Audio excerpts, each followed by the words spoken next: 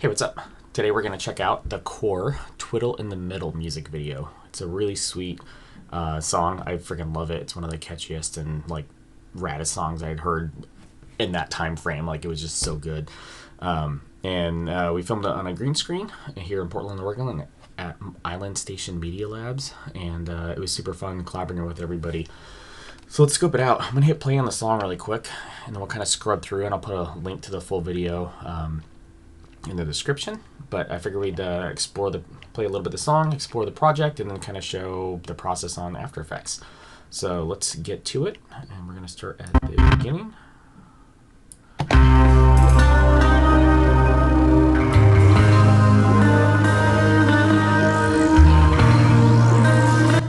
So, didn't make it very far, but scope this out. Do you see that light ray across his shoulder? That is something I've never done before in After Effects, and it's so easy and super cool. And it's not something that a lot of people might not like. It might not be like the focal point of the clip, but I think it's really rad, and it's just one of those things that just really helps with the eye candy.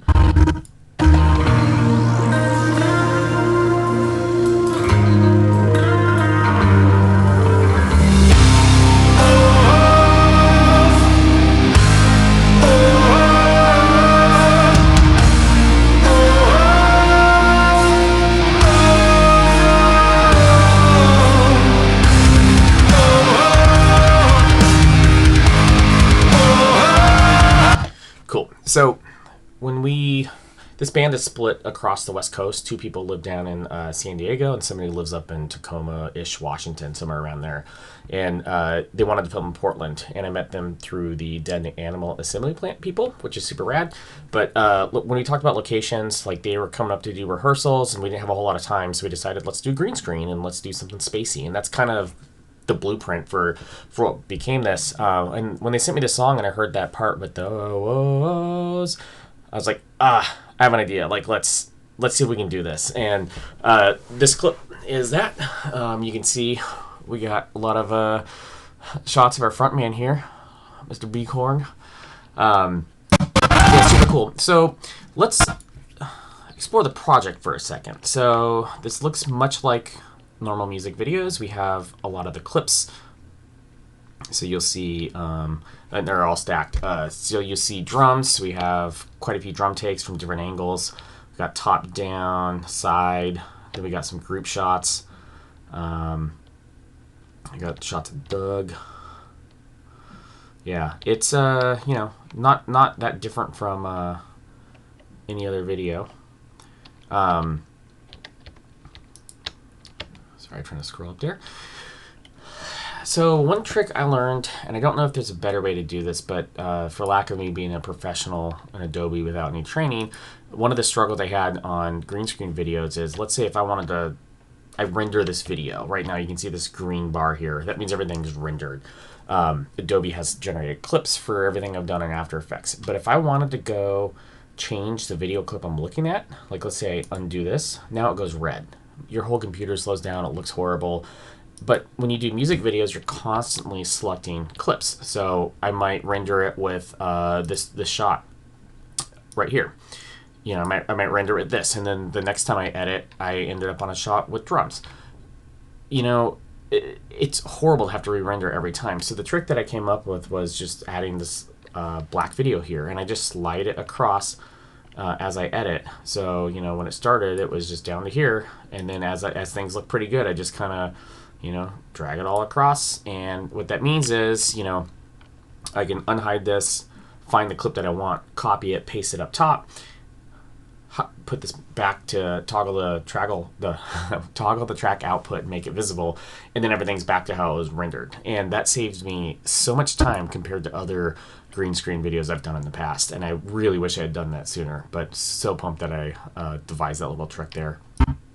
Okay, so this basically, every clip in here has a lot of After Effects, and you'll see multiple clips. So sometimes I would stack 2 or 3 clips together. So, you know, this isn't that different than how I shot or how I shoot a lot of other videos. So you get individual shots and you get group shots. And then on the individuals, since we're doing green screen, we got front facing, side, 3/4, and drums we did like from behind, we did like top down and stuff, and trying to get a lot of different angles so you can do a lot of really cool things with it. And when you see clips stacked, that's typically because I used 2 different shots. So we got vocals and bass here, and those are 2 shots that are like, you know, composited together. And you'll see some where there's quite a few. So there's 3 here. So this was, yeah, 2 shots of vocals, 1 on drums. There's a group shot, so there's only 1. But that's kind of what's going on there. So I'm going to bring After Effects over, and well, let me take a quick peek, make sure. Yeah, so everything looks pretty good here. I don't see anything that's jumping out as like kind of crazy.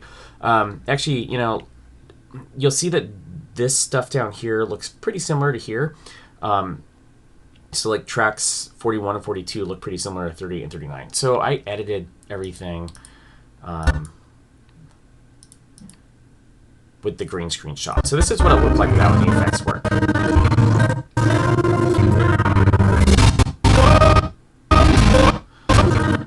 And so I edited this thing, and then what I do is I would take this clip and I would drag it up. And if you hold Alt, it'll copy it. And then I'd right click on that and say replace with After Effects Comp. And the reason I did that was it made it really excuse me, I'm COVID at the moment. It made it really easy to not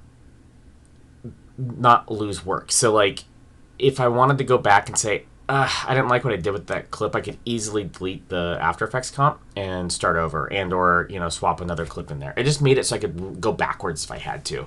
So occasionally you have a clip that you really like and you replace with After Effects comp, but what if I wanted to stretch the clip out a little bit, or, you know, whatever, you kind of lose that flexibility. So that's why I did that and stacked it that way. But yeah, so let's bring over After Effects. So After Effects is very similar to Photoshop in some senses, where you have a lot of different layers. So you can see our video file here, effects and everything are over on the right, controls on the left, and then our layers of everything down here. So this is just a clip that I opened up on. It's Quor Twiddle link comp 54. And so if we just scrub through it, you can see, you know, quite a few things happening here.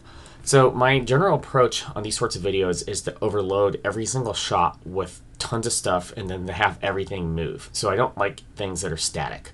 You know, I want everything to move and be super dynamic. My hope is that somebody can watch this video 30 times and still catch cool little details every single time. And I think I achieve it on this one. There's some really sweet stuff going on. So if we go layer by layer, I'm going to solo this. So this is film grain. I didn't always do the film grain on these shots. At least I don't think so. I don't even remember putting that on here. But it can help make things look a little less like, I guess, digital or whatever. I don't know.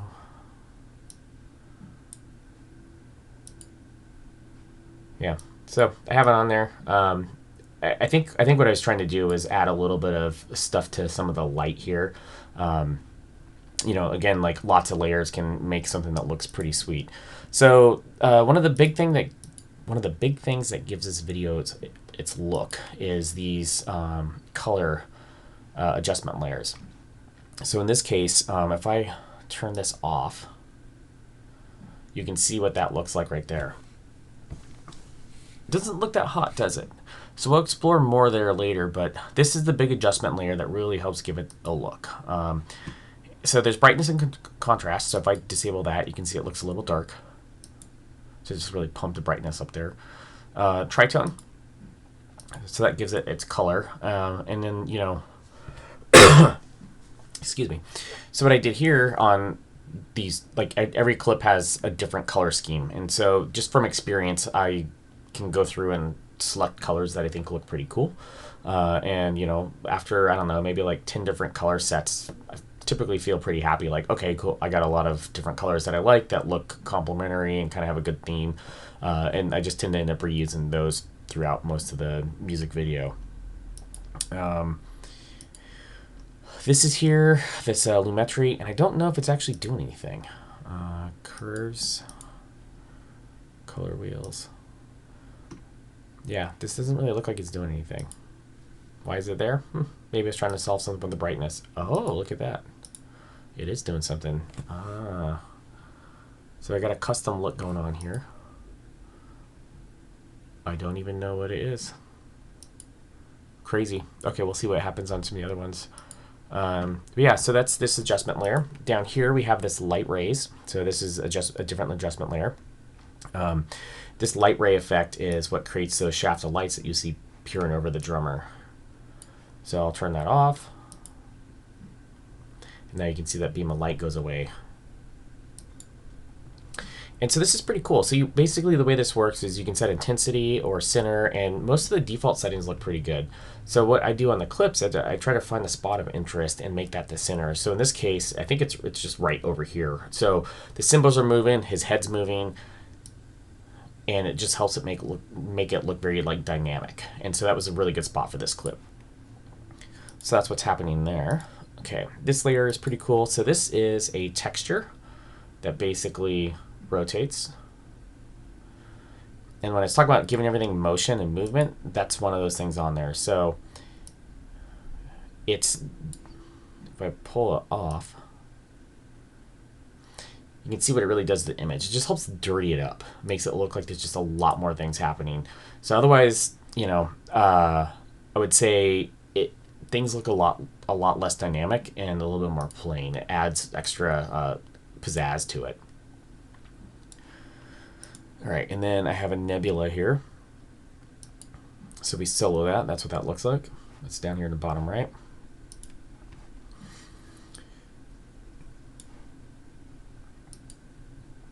Okay. Then we have our actual footage of the band. So this top one is the band, and then this next one down here is their silhouettes. But this is something new that I did for these videos, or for this video, was the silhouettes here. I freaking love this, and I used it all over the place in the video, and it just helps give it that extra like dynamics where there's something else going on to look at. And so you can just see the yellow shadows there, and I don't know, I thought that was awesome. There's a little bit of glow happening here. You can turn that off. You can see what a difference that makes. I think that's super cool. And then we have a planet back there. Look at that epic sky planet. And then we have another nebula, so that's kind of the main background. It kind of disappears in everything, but it's still super rad. And look at that. Another massive sun behind everything. So you get one planet shape here, another one back here. You almost don't notice this one back there. It kind of isn't the focal point. And then I have a black solid underneath. And the reason I do this is you don't catch other clips underneath in Premiere. It helps give it a bottom, like just, you know, it stops the video clip from picking anything else up underneath it. So that is Quor Twiddle Link Comp 54. Let's bounce back to Premiere and let's take a peek. So let's take a peek at this one. So this is Twiddle Link Comp 21.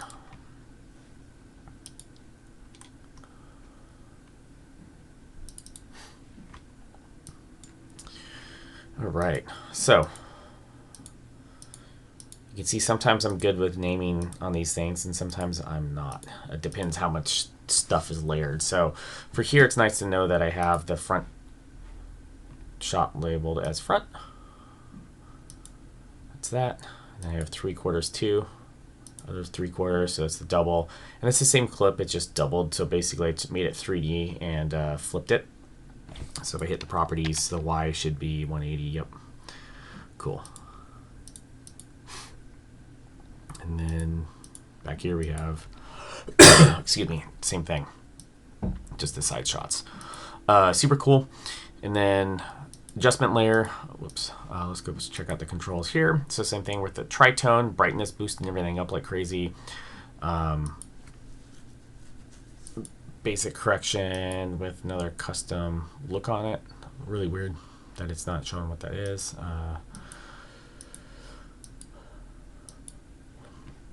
Yeah, free texture again. I downloaded that from somewhere. It's some scratches and everything, but basically I have that rotating and zooming, and I kind of do that for basically every shot. And then in this case we have an epic sky, so that's kind of one of the backgrounds, and then we have that cool sun eclipse. So surprisingly, I don't know. Okay, cool. And so for the clips of our singer here, they start at 100%. Like some of these on the side go to 99 because I pushed them back in the background. And then we scale them out. And they end up at 108. And then the bottom ones that were at 91 are at 99. So it's not much of a scale size difference there, but it is enough that your eyes notice it when you're watching it. It just helps it give it that extra motion and movement.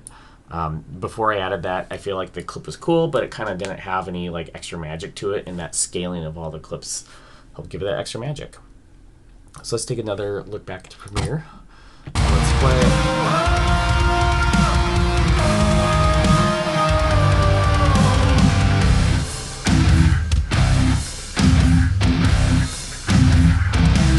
Let's scope out this clip. So 27 bass.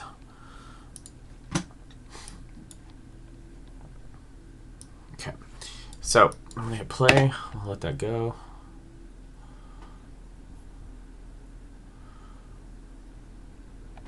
I didn't realize it at the time, but when I did this, I split poor Doug here like into three, like so many times. Every time I thought it, I didn't realize I'd done it that many times before. So looking back, I'm like, oh, did I overdo that? I don't know. I also think it's just really cool. It looks really nice, especially the way he's playing with his motion. It looks natural and pretty cool. So what it is one clip and doubled, and then basically, if I highlight these and I hit U, you can see all the different keyframes happening. So scale, and so this front one must be the main since there's no rotation, and the other two have rotation. So basically just start them at 0, and then if you drag to the end of the timeline, one goes plus 30 and the other goes negative 38. A lot of times I end up doing like plus 30 and negative 30, so the rotation would be very, very similar. What happened was because of the base headstock and the shoulder position, one of them didn't quite look as good, 30 and 30, or 30 and negative 30, so I moved one a little bit more negative to make it look more pleasing to the eye. So it's not quite symmetrical, but I think it works really good. And then if we take a peek at this, we can see some star fields. That's the background. Does this one do anything? Yeah, it's got glow on it. Scale, rotation, and opacity. So glow threshold is 0 to start. Rotation's at 0. Opacity's at 76. Scale's at 100. So you can watch everything go up as I start sliding forward. So basically it gets brighter. It scales up so it gets closer to you, and then it rotates. I was trying to do a lot of stuff to make everything dynamic as possible. And, you know, some of the moves are really subtle, which is, I think, the way to go. You don't want to have, you know, everything too out there. But, you know, this texture here of the dust and scratches, it's going clockwise. And then the star field is going counterclockwise. And so what happens is you get kind of like a really neat overlap, and it just looks like a lot of things are happening at once. Which is, again, what I was trying to do on the green screen videos, is just everything moving all the time. I'll go back to the project file.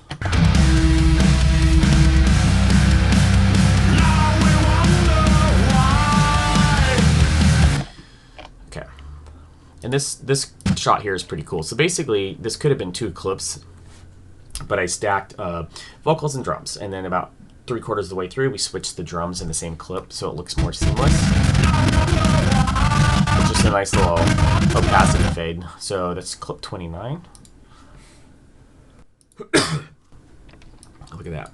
So 7777 is the clip name here.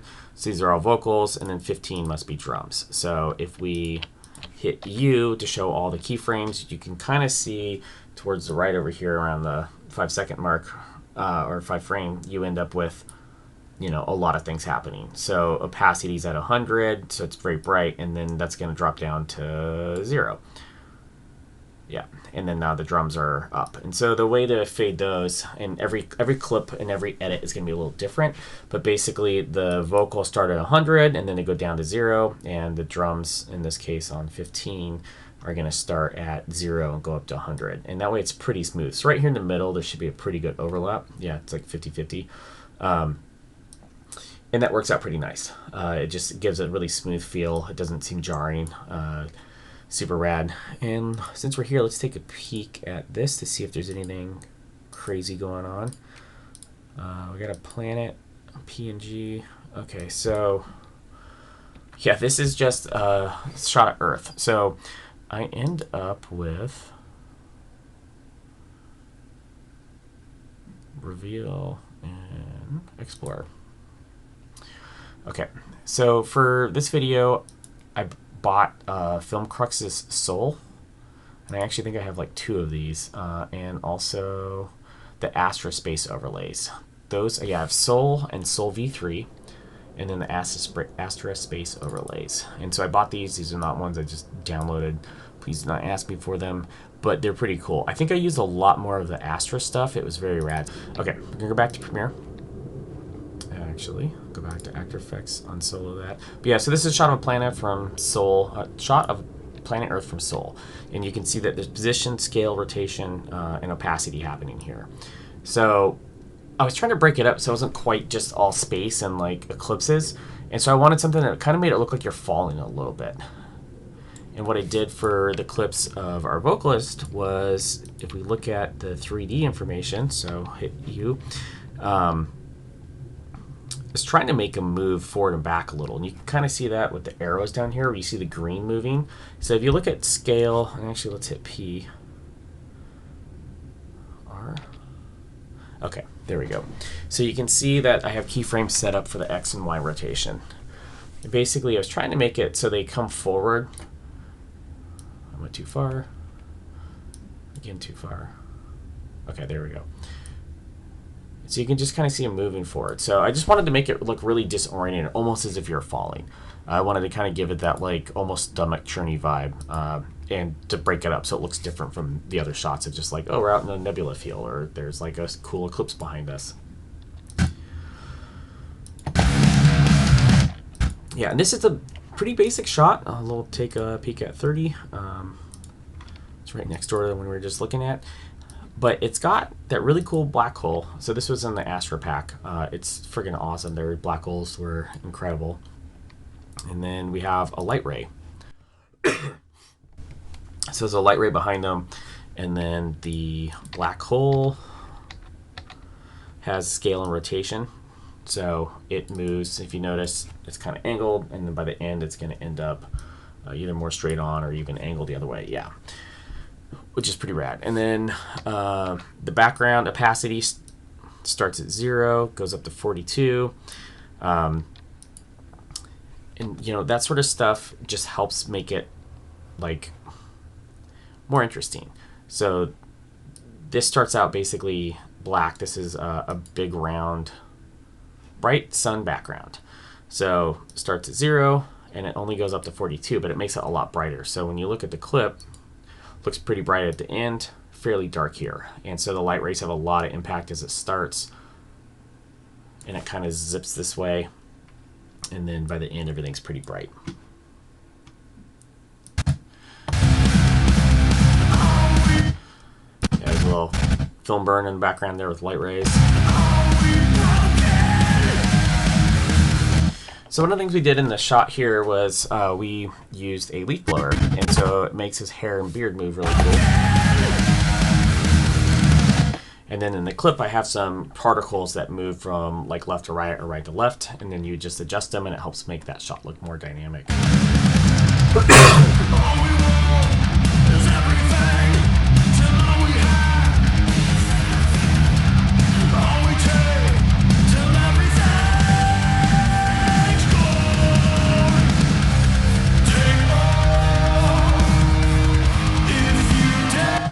Let's take a peek at 44.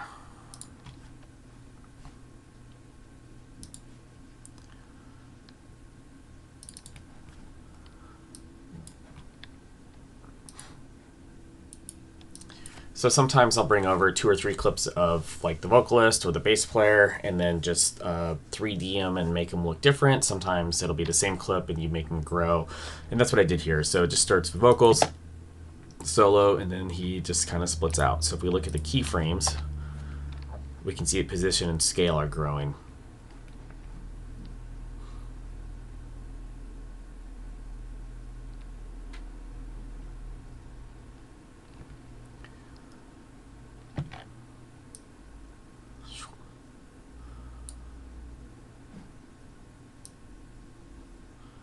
And apparently I made one of these darker with the brightness and contrast.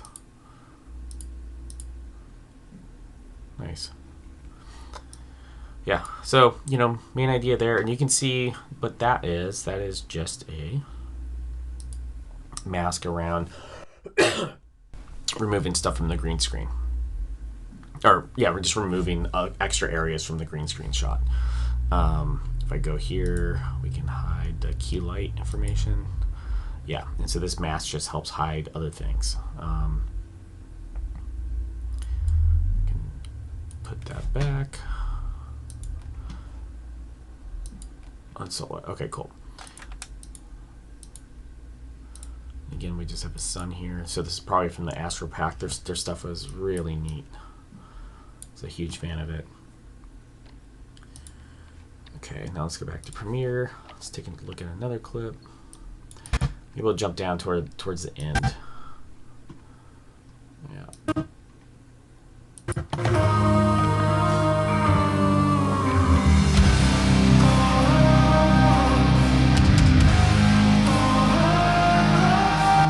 Yeah, and so I love this where, you know, we got a couple different angles of the drums, so we were able to do some really neat stuff. So I did shadow drums on the sides facing in, main shot where you can actually see him in the middle, and then we got vocals behind as a silhouette on top of everything else with his hair flowing epically. It's so rad.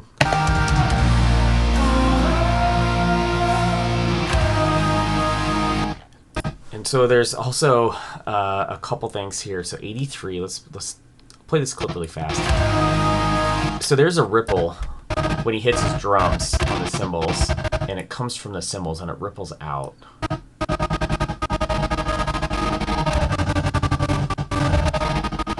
I did that earlier on some bass shots too. Again, not a huge thing. Not that many people might not even notice it, but you know, trying to overload this stuff with cool stuff going on every single clip. So there's a ripple pulse, and that is, you can see it here with the keyframes down here. It's a pulse and amplitude. After Effects does not play back very kindly. But yeah, you can kind of see it there. Super rad. I just love finding those sorts of like, oh yeah, that's pretty cool. And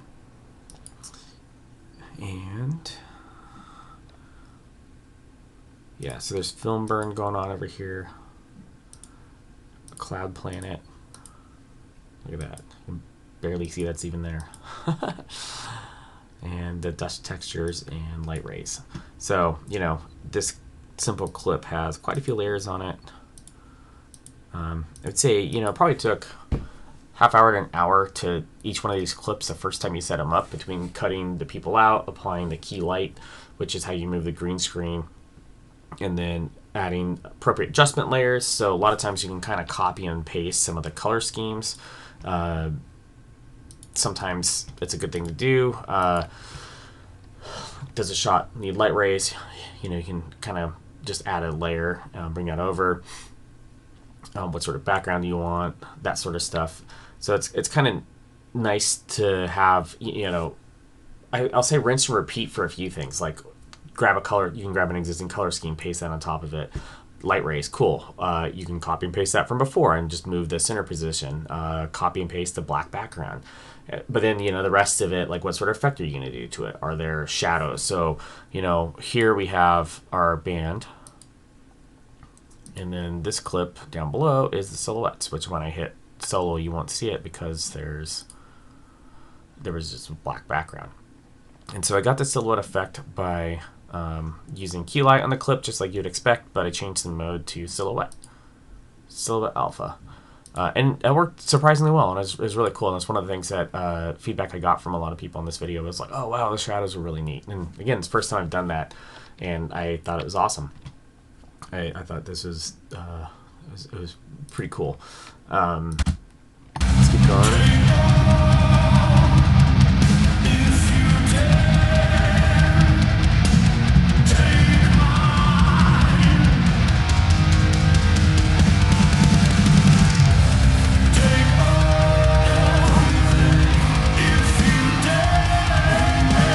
Yeah, so instead of splitting him into 3 or 5, it's, 4 extra shadows instead of the same clip of him, trying to, change it up and make everyone different.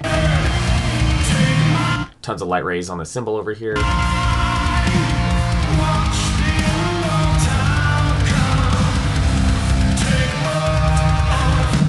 at that. This is like my version of a bad Sears family portrait where you have somebody in the corner looking all majestic, but sick guitar shot instead of somebody looking stupid in the corner, and sick guitar shots up front, and just fade them at different levels, plus like a neat background, stuff moving in front, like, I don't know, it's super cool.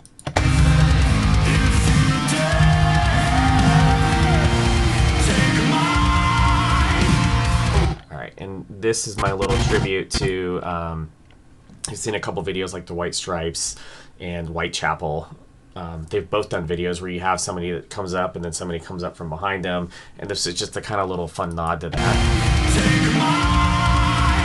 Not exactly the same thing because the clip wasn't that long. I remember I did try it where Doug was really small underneath the big Doug, but it didn't quite work out because of timing, so we start him, and then the second one starts appearing and overlaps.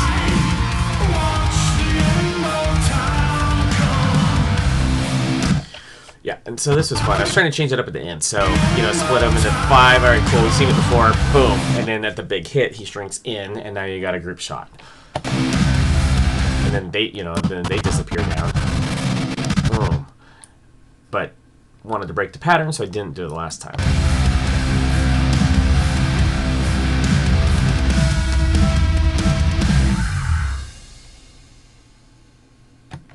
Yeah, so let's take a look at 108.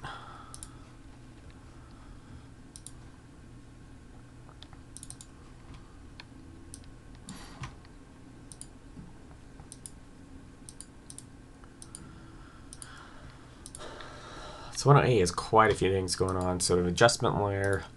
This is where we get the color and everything. Apparently it plays the chromatic aberration, which is a really cool effect, but they got bought by Maxon. It was Red Giant, and now the licensing has been weird. So if I have a long project, like green screen videos can take a while to edit. So one day I opened this and the licensing shit the bed. And Maxon support has been less than helpful sometimes.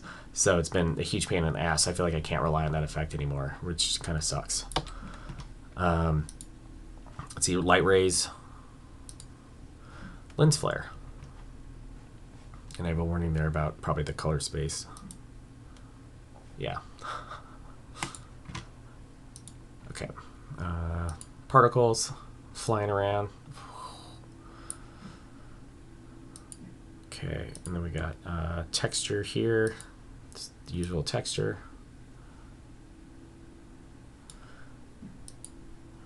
All right, this clip is vocals, and it's getting bigger. And that's him walking off at the end. Great. All right, drums, side drums. And full group. Awesome. So, you can see there's quite a lot of things going on here. So the full group's stacked in the very, very back. Drums on top of it, which he blocks himself in the full group shot, which is kind of funny. And then vocals on the right. So lots of things stacked up there. And then we have, even further behind that, Nebula. Man, what the hell's going on here? That must get brighter. Yep. Okay, cool. Yeah, so really bright background. And so as it plays out, everything's moving, and you can see the borders that are moved. The lens flare hits. All the particles are flying everywhere. And the nice thing with the color adjustment layer here is the highlights and midtones and shadows. So we could play with the shadows. Instead of them black, we could make them something else. But after playing with those for quite a while, it was interesting trying to find color combos that worked with the footage. You know, some things have different luma values. So like the particles, they hit orange and or you know, yellow in this, which is cool. But if I wanted to, you know, I could have darkened those and had them hit that purple color or violet or whatever that is. Yeah, super fun to play with this sort of stuff. Like you can spend hours and hours playing and editing, you know, each little clip. And on this project, there are 114 After Effects comps on here. Look at that. That's pretty freaking epic.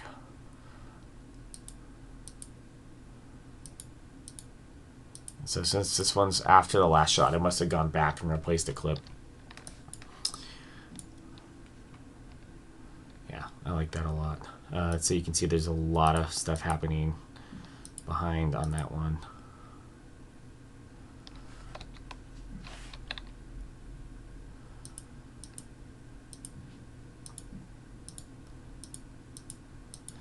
Okay, but let's take a peek back in Premiere.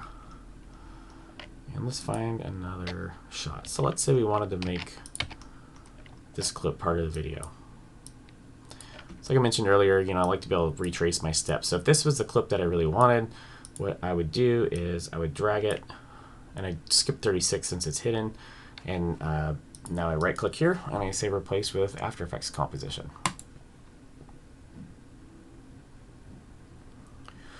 So it goes red, this turns pink, the red just means it needs to get rendered. Alright, so now I go to After Effects, and we have a clip here. So the first thing I'm going to do is garbage matte out. You can see this bar here. So some clips you draw around the person. In this case, I'm just going to create a mask, and that's a G. I hit G to draw a mask. Click that, and you know, that's not right. So now I go to my clip over here, I hit M, and it says mask, and I'm going to say invert. I click V to get back to the normal mouse cursor. Great. Sweet. So now I have that gone. And the reason that's okay to do is, you know, we're just going to remove the background anyway. So if I click here in effects, I'm going to say Lumetri, and we want to make this clip look like it actually has the black magic. It's very log here. It's very basic. So we're going to drag our Lumetri clip on. Basic, and in this case, I think what I was doing here, once I browse to my LUTs, and for just the Rec 709, I would do a Buttery LUT, Blackmagic BMP-CC 4K or 6K, Natural Rec 709 V3 with the +2 contrast. That is my favorite, just to go to Rec 709 at the moment. That changes all the time. So this shot still looks pretty bright. Cool, whatever. What I might do is hit the color wheels and drop that down a little. The shadows, maybe bring the midtones down a little. Alright, that's a little bit better. Maybe we'll add contrast. Actually, what am I doing? It's under basic contrast. We'll crank that up a little. Yeah, okay, cool. We'll just leave that there. So a lot of green spill in this shot. Very interesting what the hell was happening here.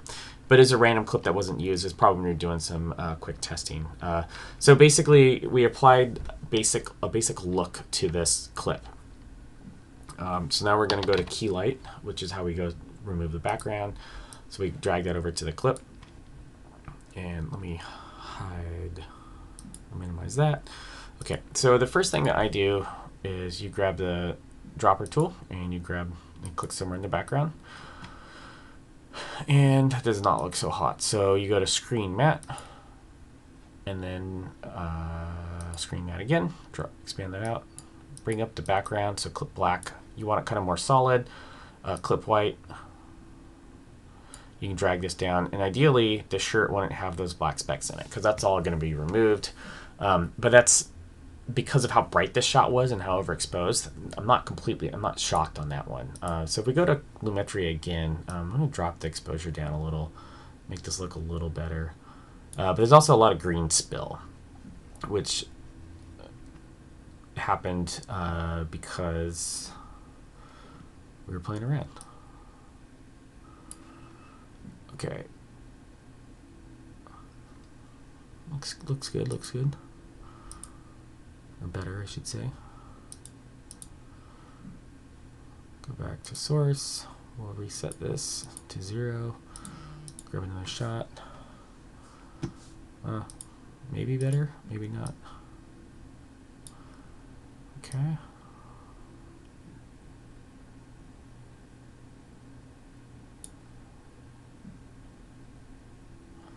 Cool. So that is much better than the previous one. So that was screen mat. Now we got a final result. Beautiful, right? Not really. But in this case, I'm going to go back to one of our previous clips. And what I would do is I would grab an adjustment layer, particles, texture, the black solid, and copy those over. Paste them in here. Drag the black solid down. Also, apparently this is a very long clip, so we'll bring that down, trim. Okay, and so this looks pretty cool already. It makes it look like the rest of the music video, and that's because we cheated and copied a lot of this stuff over. But you know, basically what I would do in this case is I would load, you know, create a new adjustment layer and then load everything in.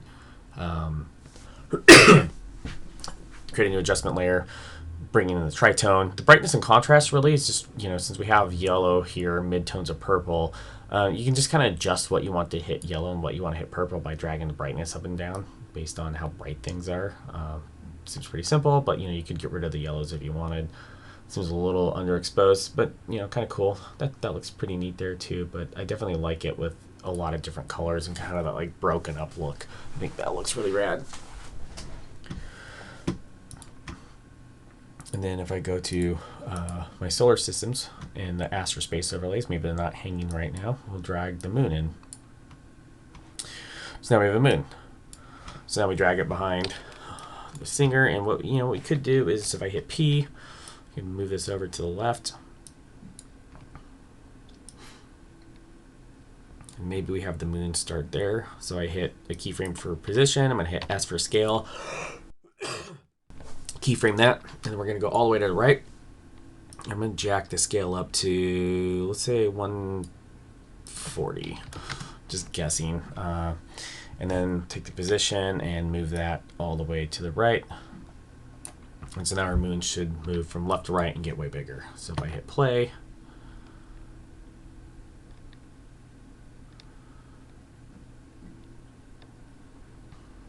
we'll slowly process it.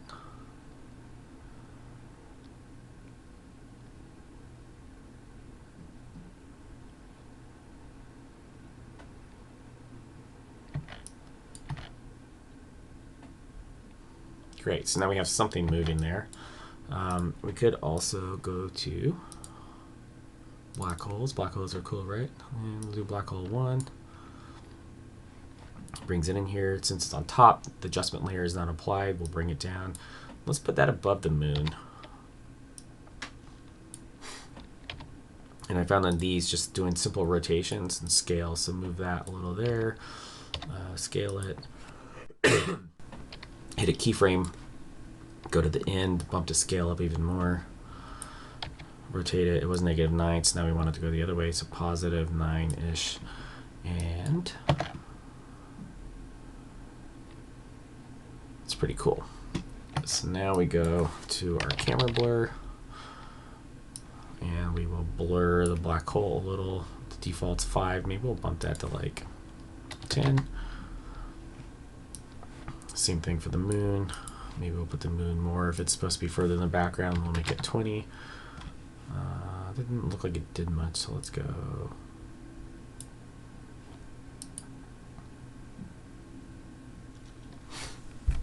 Oh, I did not refresh. That's why it looked bad. Okay, cool. 20 is a lot there. Helps, you know, blur it out back there. And we'll hit play.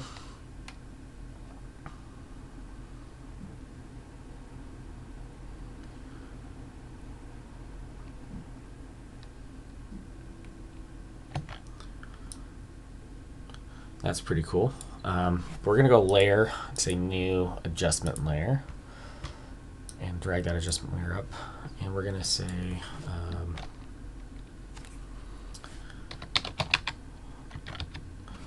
generate light rays. Drag that here, and if I were being really efficient, I'd label this as rays or light rays or something, so you actually know what it is. So we have the effect on here, intensity 100, center, radius. All that normally is pretty good, so we'll just move it back here to start. And you can see it kind of blows out that area a little bit, but as things move, it does some pretty cool things there towards the end. But you can kind of play around with it and see, and it's really easy to move around and find the right spot for the clip. Yeah, but that's basically kind of how you build this. The hardest part on these videos is making sure that you have the correct like artistic direction and vision set going in. You know, we talked about space. We didn't really talk about the color look and kind of huge vibe on it. But what I did was I put together like a 15 to 30 second clip of this sort of direction, because I really like doing this sort of like this look on things. And I hadn't done one of these in a couple years, and it was nice to be able to take this to the next level on quite a few areas between the silhouettes, the light rays, all the space stuff. I had actually bought those prior to doing this video, and then I bought a couple more because of it. The space packs. It was just really neat to be able to send them something and then have them get back to me pretty quick and say, hell yeah, that looks awesome, let's do it. You know, and especially considering that, you know, we all just sat there in one room with a camera on the tripod and filmed, you know, for like 6 hours, to have like the results look like this and, you know, super dynamic, crazy stuff going on in every shot. It was really cool. It was a fun experience, and the guys were great to work with. It was got really good feedback from them, and they seem really happy with the result. So I'm very happy working with them on it, and the video's out now. So please watch it. The song is killer, and scope it out. Cheers. Thanks.